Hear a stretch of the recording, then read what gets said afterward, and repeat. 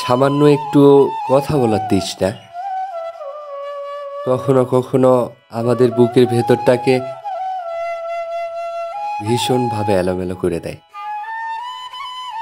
এক অসহ্য যন্ত্রণায়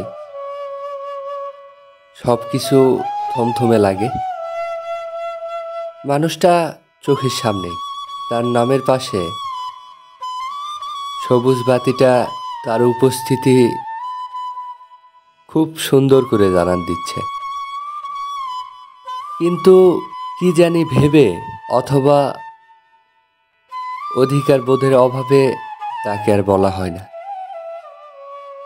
আপনাকে না আমার ভীষণ শুনতে ইচ্ছে করছে।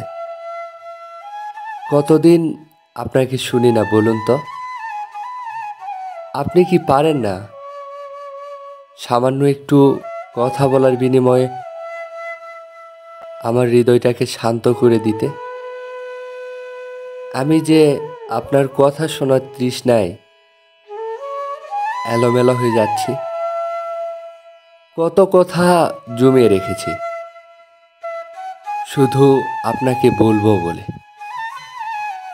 অথচ আপনি টেরই পান না। পেলেও অবশ থাকেন।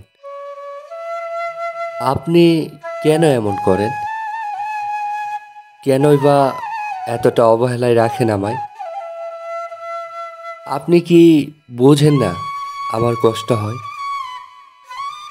এভাবেই কথা বলতে না পারার তৃষ্ণায় আস্তে করে আমরা চুপ হয়ে যাই।